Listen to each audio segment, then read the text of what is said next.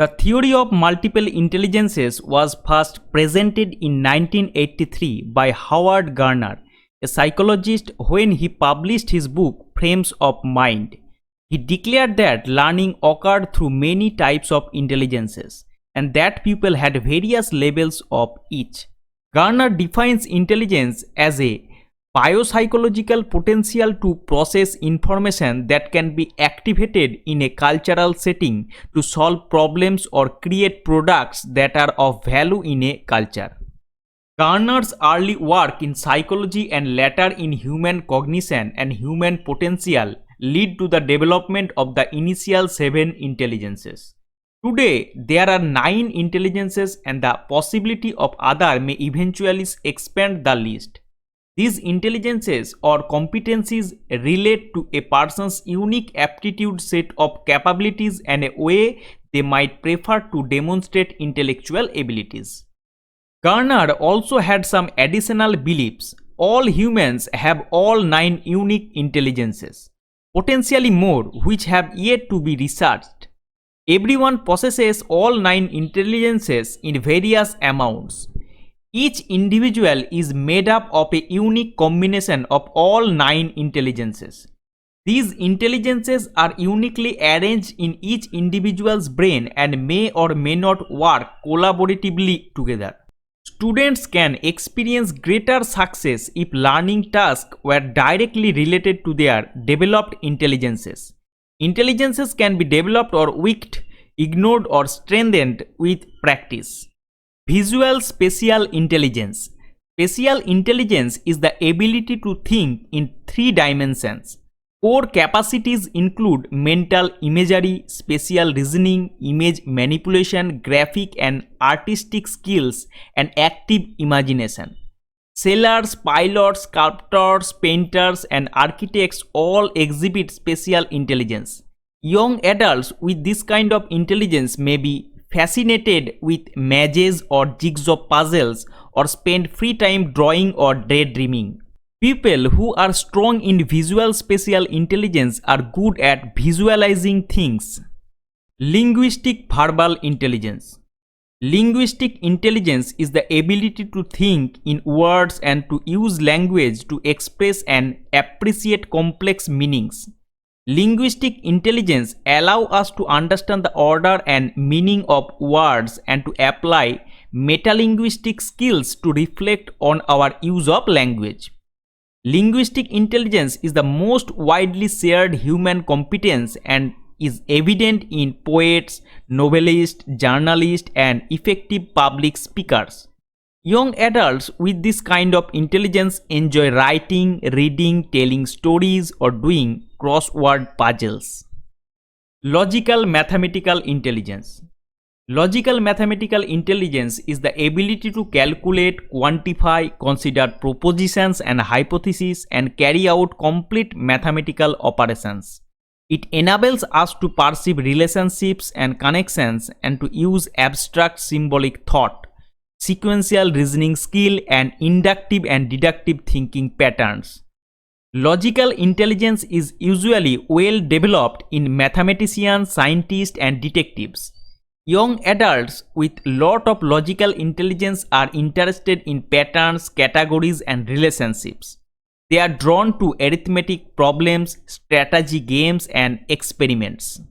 Bodily kinesthetic intelligence. Bodily kinesthetic intelligence is the capacity to manipulate objects and use a variety of physical skills. This intelligence also involves a sense of timing and the perfection of skills through mind-body union. Athletes, dancers, surgeons, and craft people exhibit well-developed bodily kinesthetic intelligence. Musical intelligence. Musical intelligence is the capacity to discern pitch, rhythm, timbre, and tone. This intelligence enables us to recognize, create, reproduce, and reflect on music as demonstrated by composers, conductors, musicians, vocalists, and sensitive listeners. Interestingly, there are often an effective connection between music and the emotions, and mathematical and musical intelligence may share common thinking process. Young adults with this kind of intelligence are usually singing or drumming to themselves. They are usually quite aware of sound others may miss. Interpersonal intelligence. Interpersonal intelligence is the ability to understand and interact effectively with others. It involves effective verbal and non-verbal communication, the ability to note distinctions among others, sensitivity to the moods and temperaments of others, and the ability to entertain multiple perspectives. Teachers, social workers, actors, and politicians also exhibit interpersonal intelligence. Young adults with this kind of intelligence are leaders among their peers, are good at communicating and seem to understand others' feelings and motives. Intrapersonal intelligence.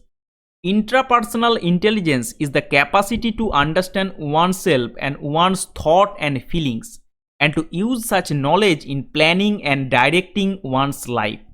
Intrapersonal intelligence involves not only an appreciation of the self but also of the human condition. It is evident in psychologists, spiritual leaders, and philosophers. These young adults may be shy. They are very aware of their own feelings and are self-motivated. Naturalistic intelligence. Naturalist intelligence designates the human ability to discriminate among living things like plants, animals, etc., as well as sensitivity to other features of the natural world, that is clouds, rock configurations, etc.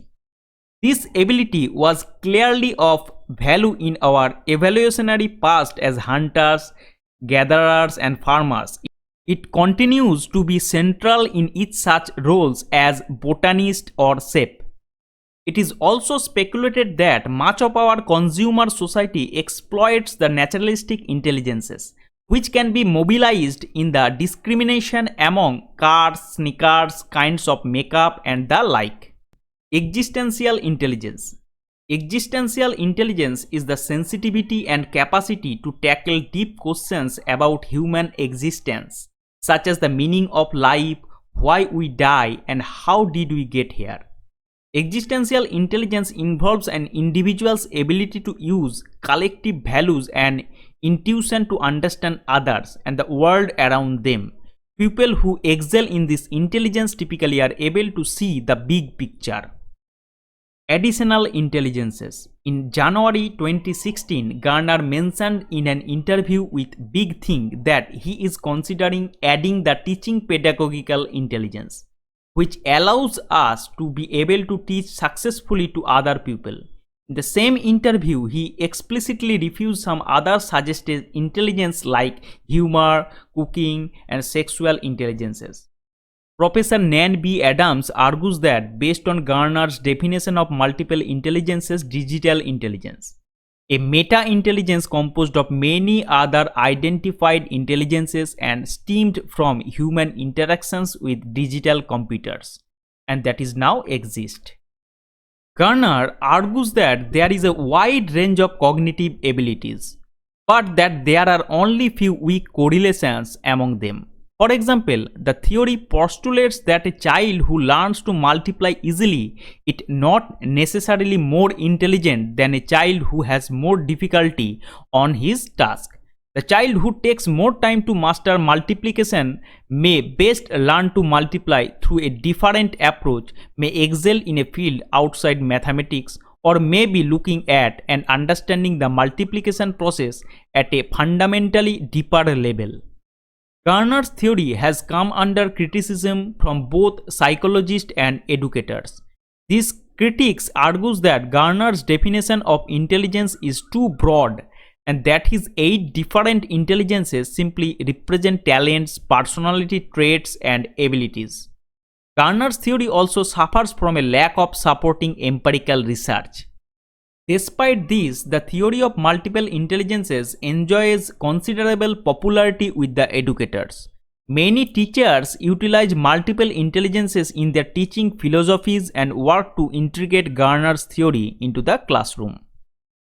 Gardner's multiple intelligences theory can be used for curriculum development, planning instruction, selection of course activities, and related assessment strategies. Instruction which is designed to help students develop their strengths can also trigger their confidence to develop areas in which they are not as strong. Students' multiple learning preferences can be addressed when instruction includes a range of meaningful and appropriate methods, activities, and assessments. Now try this.